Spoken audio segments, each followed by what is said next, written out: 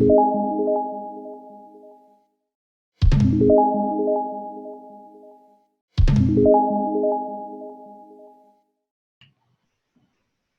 आज हम लोग पढ़ेंगे डेटा फ्रेम में कुछ फंक्शंस के बारे में, जिसमें एक पहला फंक्शन है इन्फो। उसके बाद हम लोग पढ़ेंगे डिस्क्राइब के बारे में। फिर हम लोग जानेंगे बाइनरी ऑपरेशन डेटा फ्रेम में कैसे करते हैं। कम सम क्यूमुलेटिव कैलकुलेशन फंक्शन है, उसके बारे में भी हम लोग पढ़ेंगे। उसके बाद index of maximum and index of minimum value हम लोग देखेंगे। और हम लोग reading data from CSV file in pandas भी सीखेंगे। तो शुरू करने से पहले मैं रईस गुलजाद आपका वेलकम करता हूं मेरे यूट्यूब चैनल पे। और अब तक आप नए हो या अब तक मेरे चैनल को आपने सब्सक्राइब नहीं किया तो सब्सक्राइब कर लो। और वीडियो अगर पसंद आए तो उसे शेयर करना, लाइक करना, और वीडियो लास्ट तक देखना ताकि चीज़ें समझ में आए।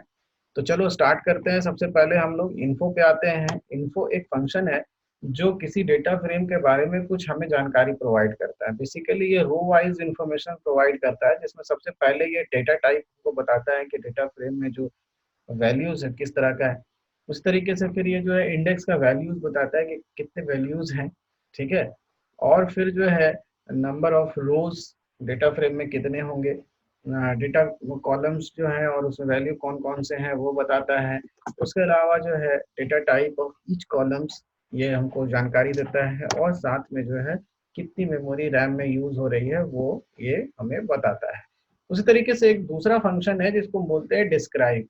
तो डिस्क्राइब में क्या होता है कि ये ठीक उसी तरीके से इंफॉर्मेशन देता है, बट ये कॉलम वाइज इंफॉर्मेशन देता है। जैसे count of columns, how many columns are there in data frame, तो ये बताता है। उसके साथ साथ ये मीन बताता है, कॉलम में मीन वैल्यू कितना होगा किसी कॉलम का। और उस डेटा फ्रेम के कॉलम में स्टैंडर्ड डेविएशन क्या होगा कॉलम का। उसी तरीके से मिनिमम वैल्यू उस कॉलम में क्या होगा ये बताएगा। साथ ही साथ परसेंटाइल, जिसमें 25%, 50% और 75% वैल्यू जो है कॉलम का वो ये बताता है। और लास्ट में मैक्सिमम वैल्यू जो है ये आपको डिस्प्ले कराएगा। तो हम लोग इसको देखते हैं हमारे जुपिटर में। तो जुपिटर हम ऑन कर लेते हैं। यहाँ पर न्यू में जाएंगे, पाइथन में जाएंगे यहाँ पर, और आपका जुपिटर ओपन हो गया। हमने डेटा फ्रेम पहले से तैयार रखा है, तो उस डेटा फ्रेम को हम यहाँ पर कॉपी कर देते हैं। और ये जैसे आपके पास एक डेटा फ्रेम है और इस डेटा फ्रेम को यहाँ पर मैंने कॉपी कर दिया। अब ये डेटा फ्रेम कॉपी करने के बाद जो है आप देखोगे, एक रो में हटा दे रहा हूँ, ये काफी बड़ा है तो मुश्किल होगा ये। तो अब जैसे जैसे रन करवाते हैं तो हमारे पास एक डेटा फ्रेम मिल जाएगा। देखोगे 2015 से लेकर 2018 तक का सेल्स वैल्यू है quarter wise, quarter one, quarter two, quarter three and quarter four. अब हम लोग देखते हैं कि इसमें इसका इंफॉर्मेशन हम कैसे देखेंगे। तो बेसिकली इसका बहुत सिंपल सिंटैक्स है कि डेटा फ्रेम ऑब्जेक्ट का नाम देना है, डॉट लिखना है, और लिखना है इन्फो, और पैरेंथेसिस दे देना है, ठीक है। इसको रन करवाएंगे। तो जैसे ही रन करवाएंगे तो आप देखो कुछ इन्फॉर्मेशन यहाँ पर आपको दिखेगा। जैसे इन्फॉर्मेशन में आपको दिखेगा इंडेक्स कितने, 4 एंट्रीज हैं, क्वार्टर वन से लेकर क्वार्टर फोर तक। ऊपर वाला आउटपुट आप देख सकते हो कि क्वार्टर वन, टू, थ्री और फोर ही है। उसी तरीके से इसमें कितने डेटा कॉलम्स हैं, तो आपके डेटा कॉलम्स भी जो है वो 4 ही है, ठीक है। तो ये डेटा कॉलम्स आपके हो जाएंगे, है ना। यहाँ पर आप देख लो आप डेटा कॉलम्स में कौन कौन से डेटा है। तो डेटा कॉलम्स में आप देखोगे यहाँ पर 2015, ठीक है। उसी तरीके से 2016, 2017 और 2018 है, और सब में वैल्यू भरा हुआ है, तो कोई नल वैल्यू उसमें नहीं है। तो ये एक है, और उसका टाइप जो है वो इंटीजर 64 बिट का है। तो यहाँ पर ये सारा इंफॉर्मेशन है। लास्ट लाइन में आप देखोगे यहाँ लिखा हुआ है मेमोरी यूजेज 144 बाइट्स। तो रैम में कितना मेमोरी वो यूज कर रहा है वो भी आपको दिखा रहा है। तो होप कि ये वाला चीज समझ में आ गया होगा। अब एक दूसरा फंक्शन जो है हमारे पास वो है डिस्क्राइब। तो उसको भी करने के लिए हमने क्या करना है, df डॉट डिस्क्राइब लिखना है, और यहाँ पर इस तरीके से लिख देना है। आप देखोगे कि यहाँ पर आउटपुट में एक टेबुलर फॉर्मेट में आपका आउटपुट आया है कॉलम वाइज। कॉलम वाइज में देखो डी डिस्क्राइब में मैंने क्या क्या बताया था, वही चीजें आपको दिखेंगी। यहाँ पर देखो, यहाँ पर आप देख रहे हो 4.000 मतलब कि 4 कॉलम्स हैं, उसमें 4 काउंट किए हुए हैं कॉलम्स के अंदर। जो वैल्यूज है, एंट्रीज है, वो 4 एंट्रीज है, Q1, Q2, Q3 और Q4। उसका जो मीन वैल्यू है वो आपको सेकंड वाला रो में दिख रहा है। स्टैंडर्ड डेविएशन जो है वो थर्ड रो में दिखेगा। उसके नीचे आप मिनिमम वैल्यू देख सकते हो। फिर 25% उस वैल्यू का कितना होता है, 50% कितना होता है, और 75% यहाँ पर कितना होता है वो दिख रहा है। साथ ही साथ उस कॉलम के अंदर मैक्सिमम वैल्यू क्या है वो भी आपको दिख रहा है। और सिमिलरली ये हर कॉलम में डेटा आपको दिखाई देगा। ठीक है, तो ये तो बात हुई हमारी इन्फो की और डिस्क्राइब की। अब हम लोग बात करते हैं कि हमको डेटा फ्रेम के ऊपर बाइनरी ऑपरेशंस करने हैं। ठीक है, तो बाइनरी ऑपरेशंस करने के लिए हमारे पास जो बात होती है कि बाइनरी ऑपरेशन में करेंगे क्या।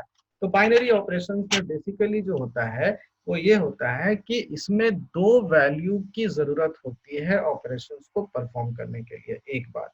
दूसरी बात क्या होती है कि in binary operation the data form of a data frame, data from the data frames are, हम कह सकते हैं कि aligned on the base of their number of rows and number of columns. मतलब नंबर ऑफ रो और number of column पे depend करता है, ये अलाइन करता है। बेसिकली होता क्या है कि जैसे दो डेटा फ्रेम आपने लिया, अब जो दो डेटा फ्रेम आपने लिया तो उस दो डेटा फ्रेम में आपका जो नंबर ऑफ रोज है और नंबर ऑफ कॉलम्स है वो आपका बेसिकली क्या होता है, मैच कराया जाता है।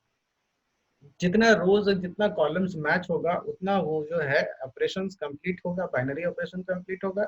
और जिस जगह पर रोज और कॉलम मैच नहीं होगा वहां पर आपको रिजल्ट के बदले NaN मिलेगा। ठीक है ना। तो आगे हम लोग देखेंगे कि वो कैसे होता है, हम क्या क्या बाइनरी ऑपरेशन कर सकें करेंगे। अभी यहाँ पर तो हम लोग बेसिकली एडिशन करेंगे, उसके बाद सबट्रैक्शन करेंगे, फिर मल्टीप्लीकेशन करेंगे और डिवीजन करेंगे। और सबका फंक्शंस आप देख लो वहां पर, या तो हम प्लस साइन का यूज कर सकते हैं, या तो ऐड का यूज कर सकते हैं, या फिर आर ऐड का इस्तेमाल कर सकते हैं। सिमिलरली सबट्रैक्ट के लिए भी वैसे ही है, मल्टीप्लीकेशन के लिए भी और डिवीजन के लिए भी इसी तरीके से फंक्शंस का इस्तेमाल करना है। तो अब हम लोग चलते हैं और देखते हैं कि यहाँ पर क्या हम करने वाले हैं। तो आते हैं वापस हम लोग जुपिटर में।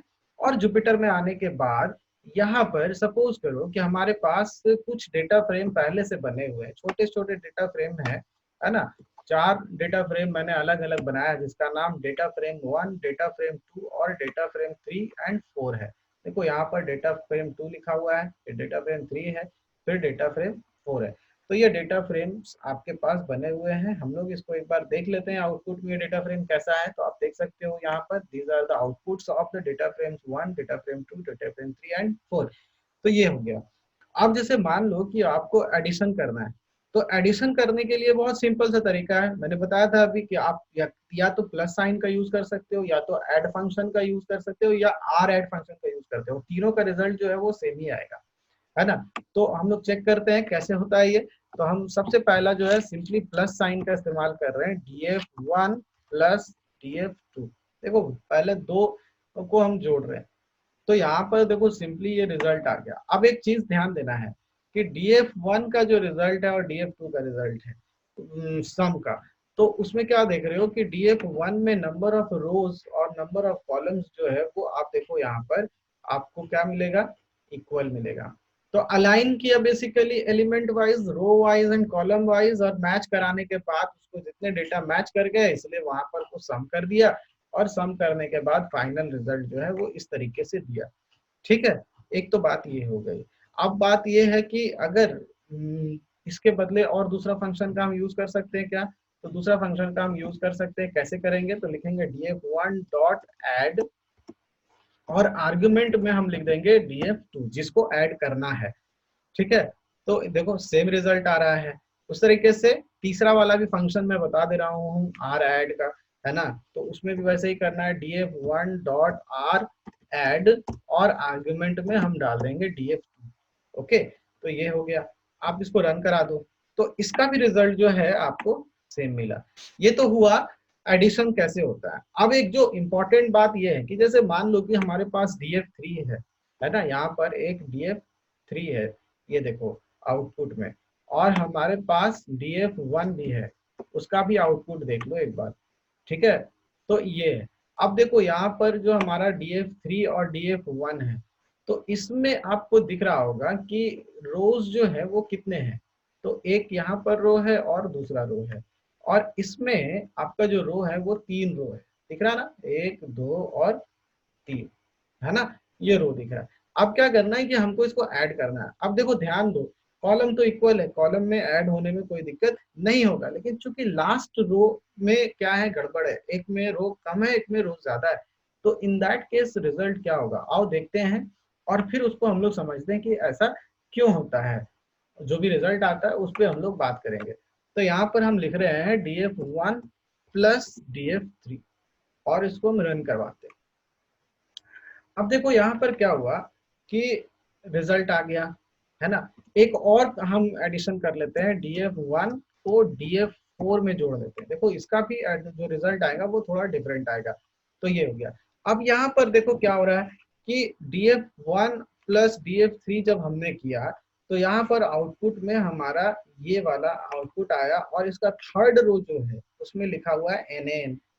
जबकि df1 और df4 को जब हमने जोड़ा तो उसका थर्ड कॉलम जो था वो NaN था, है ना। तो सबसे पहले तो हम लोग df1 प्लस df3 वाला में समझते हैं कि दो बात है, एक तो NaN क्यों आया।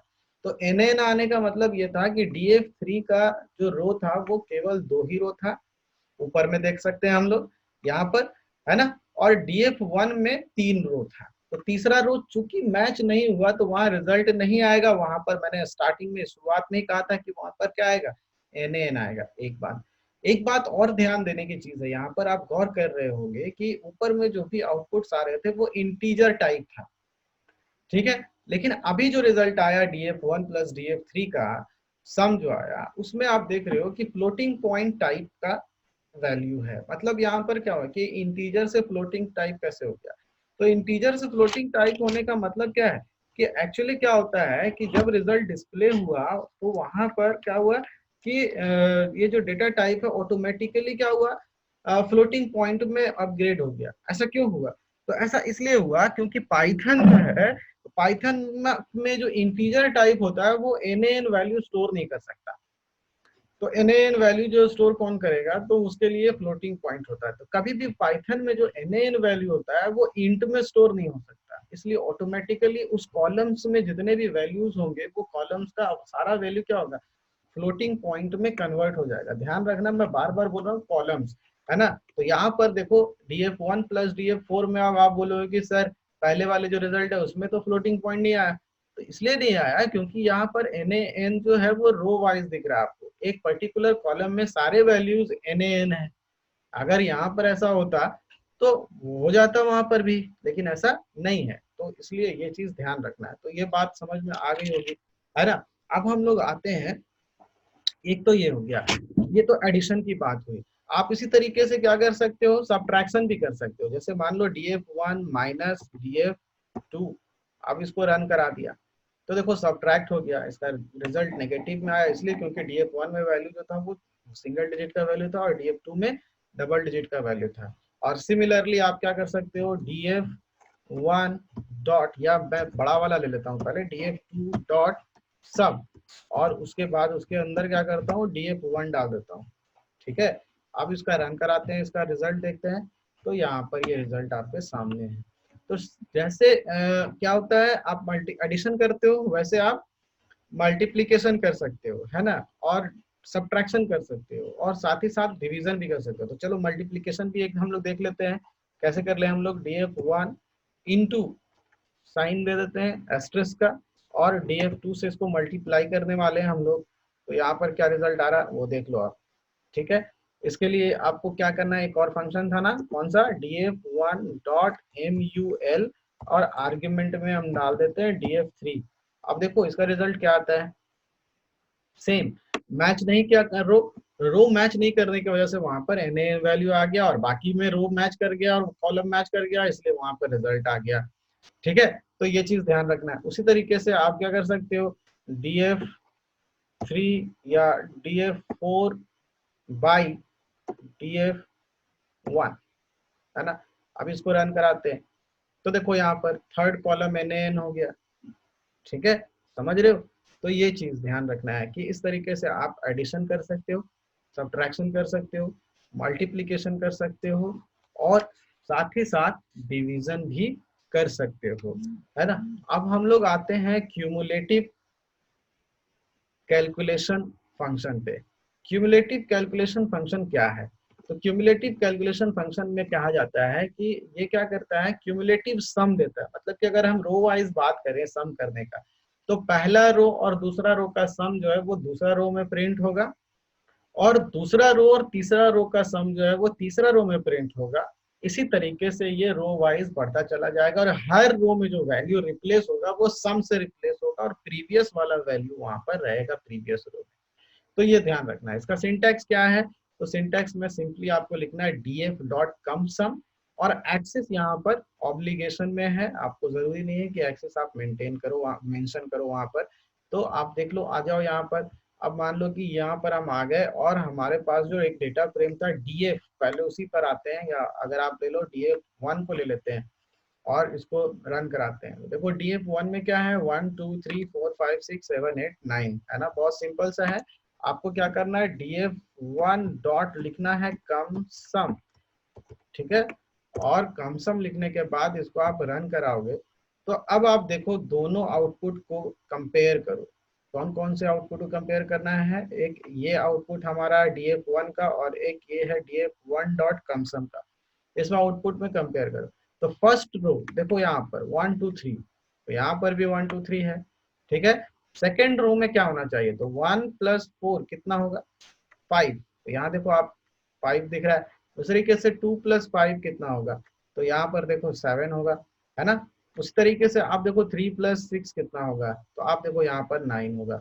अब वही चीज रिपीट करो, तो 4 प्लस 7 कितना होगा? तो देख लो यहाँ पर, ठीक है, और उसमें 1 भी जोड़ दो, तो कितना हो गया?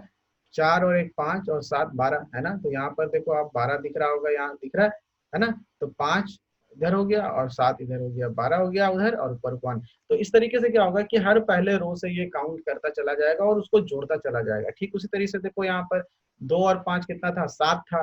तो 7 में 2 जोड़ दिया उधर, और 8 नीचे वाला जोड़ दिया उसमें, है ना। तो सब मिलाकर कितना हो गया? यहाँ पर 15 हो गया। उसी तरीके से 3 और 9 कितना हो गया? 6 और 3 9 आया था ना वो। तो 9, और फर्स्ट रो में 3, अब सेकेंड लास्ट रो में 9, तो कितना हो गया? 18 हो गया। तो इस तरीके से कम सम जो है वो क्यूमुलेटिव सम आपको यहाँ पर दिखाता है। और कि ये वाला चीज भी आपको समझ में आ गया होगा। और क्यूमुलेटिव सम के साथ साथ एक दो अलग तरह का एक और है, जिसको हम लोग बोलते हैं maximum index, value of maximum index, और वैल्यू ऑफ मिनिमम इंडेक्स, है ना। तो वो क्या है? तो उसके लिए हम लोग जो है यूज करते हैं आईडी मैक्स और आईडी मिन का। तो क्या करता है आईडी मैक्स और आईडी मिन? आईडी मैक्स बताएगा कि किसी डेटा फ्रेम के अंदर जिस जगह पर वो बोल सकते हैं ना कि मैक्सिमम वैल्यू है, उसमें क्या होता है कि उसका रो इंडेक्स जो है वो स्पेसिफाई कर सकता है। ठीक है, जैसे मान लो कि हम डेटा फ्रेम ले लेते हैं डीएफ, और हमारा सेल्स वाला। तो सेल्स वाला डेटा हमने ले लिया यहाँ पर। अब देखो यहाँ पर क्या करना है, सिंपली आपको लिखना है DF dot I D max, ठीक है। और इसको आप रन करवाते हो, अभी देखना।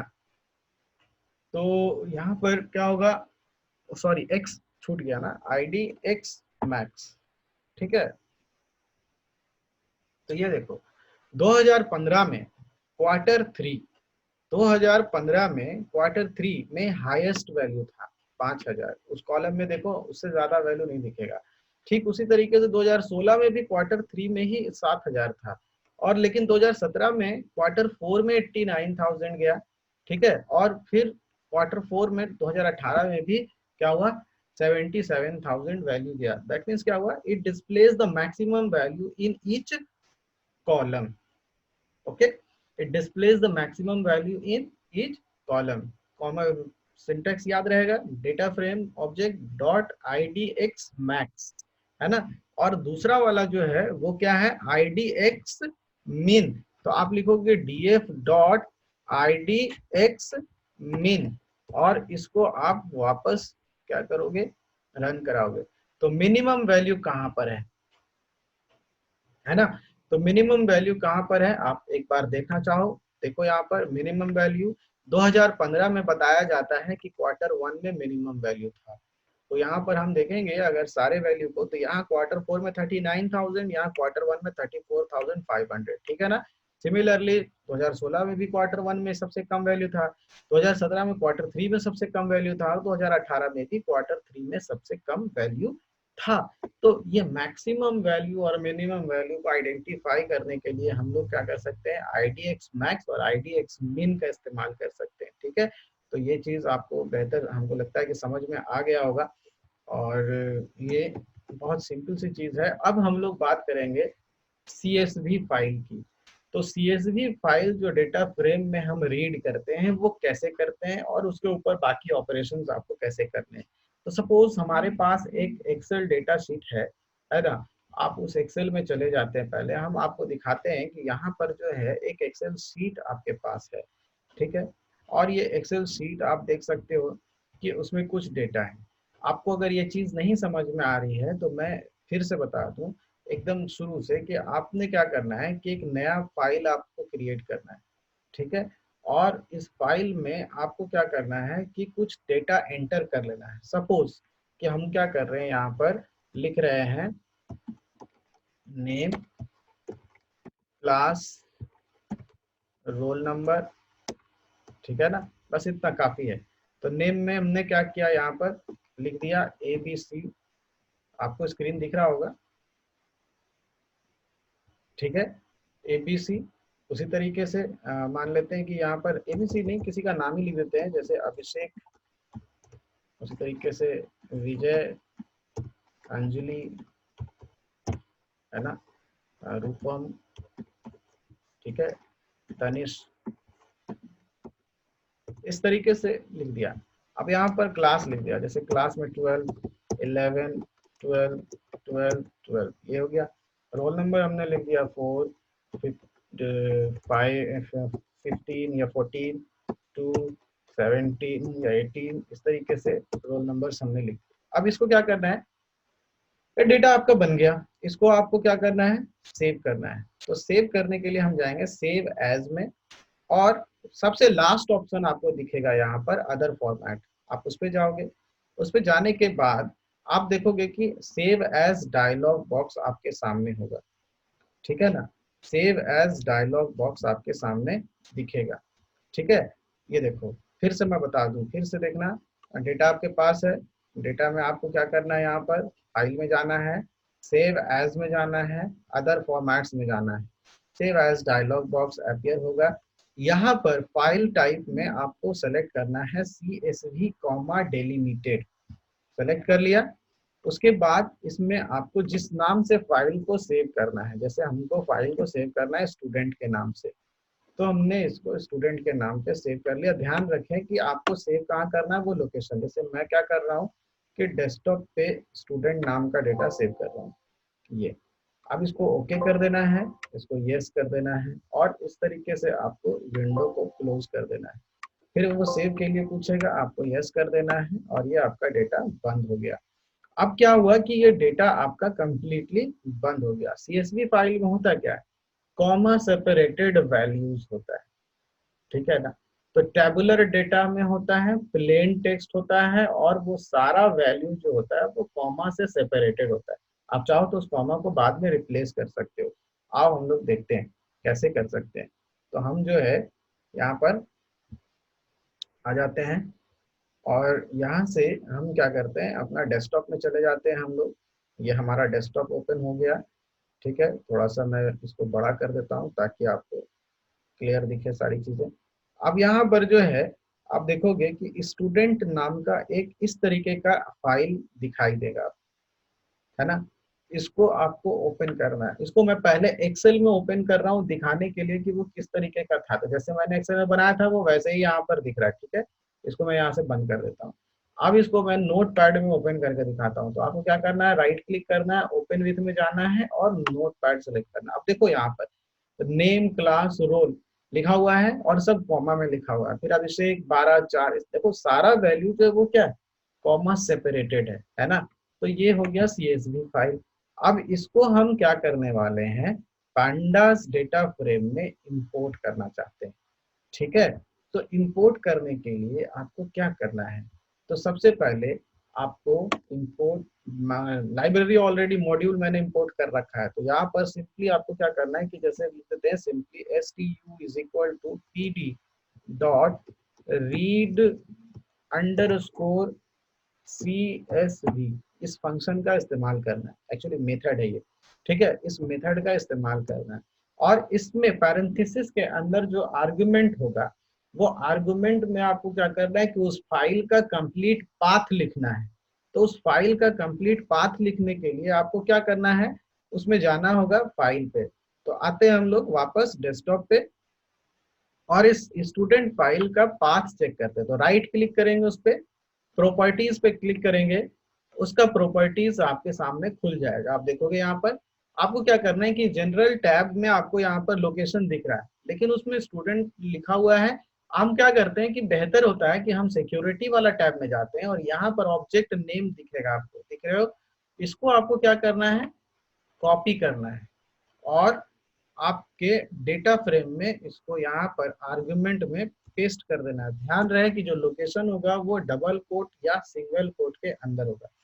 देखो ये तो आ गया लोकेशन। अगर इतना करने के बाद आप चाहते हो कि ये डेटा फ्रेम बन जाए, ठीक है, तो ये एरर देगा।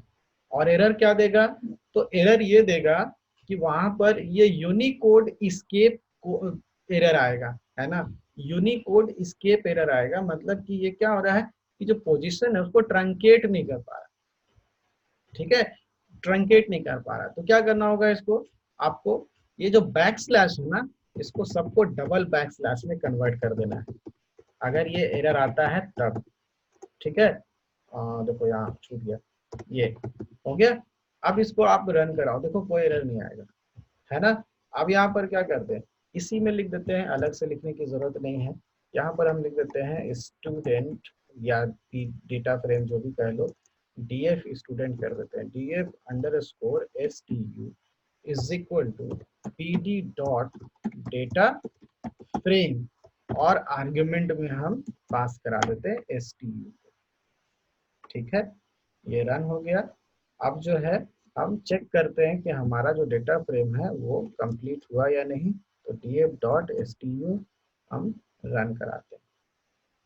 तो अभी देखो थोड़ी देर पहले जितना नाम हमने डाला था वो नाम का डेटा फ्रेम आपको यहाँ पर दिख रहा होगा। अब आपको इसके ऊपर जिस भी तरह का ऑपरेशन करना है, जैसे मैंने पिछले वीडियोस में आपको बताया था, डिलीट करना, ऐड करना, रीनेम करना, मूव करना, सॉर्ट करना, ये सारा का सारा फंक्शन आप इस डेटा फ्रेम में अप्लाई कर सकते हो। तो आपको आज वाला का वीडियो जो है वो समझ में आ गया होगा। अगर आपको वीडियो अच्छा लगा तो लाइक करो, शेयर करो और अपने दोस्तों को भी बताओ ताकि उनको भी इससे फायदा पहुंचे। और अब तक जिसने भी सब्सक्राइब नहीं किया है वो प्लीज सब्सक्राइब करो और बेल आइकन प्रेस जरूर करना ताकि अगले वीडियोस की नोटिफिकेशन आपको सबसे पहले मिल सके। Thank you, have a good day.